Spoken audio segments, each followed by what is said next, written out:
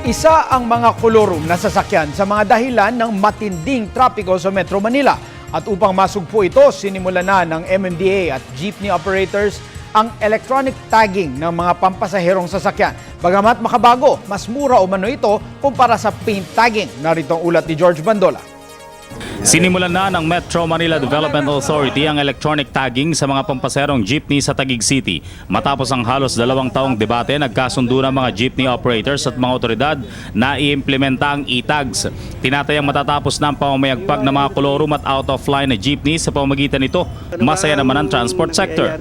Sa ngayon, ito na po yung aming ginagawa na sana po itong program ito ay suportahan ng mga operator, ng ating mga driver, mga jeepney, taxi, UB Express, bus. Sabi ni AGM Emerson Carlos, walang ginastos ang pamahalaan pero ang MMDA naglagay ng data sa mga electronic tags.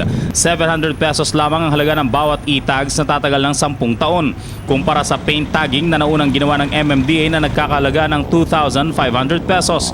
Hindi kasi tanggap ng mga operators sa mga pinturadong tags na nais ng MMDA dahil nakakasira daw ito sa design at pintura ng mga jeepney na itinuturing na isa sa simbolo ng Pilipinas. So kung paint tagging, ang ikukumpira mo dito, di pumapangit yung aming view ng aming sasakyan. Pangit na nga dahil bulok na nga yung jeep namin, hindi na kami makapagpalit. Pagkatapos pintura mo pa na ang lalaki kagaya nung ipinintura dun sa bus, kaya kami sa jeepney nakiusap kay Chairman Tolentino at pumayag naman na yung computerized electronic tagging na lang ang aming ikakabit na maliit lang.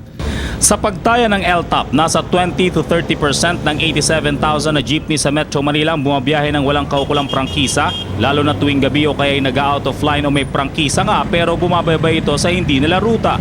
Naglalaro rin daw sa higit sa 8 mga jeepney sa buong bansa.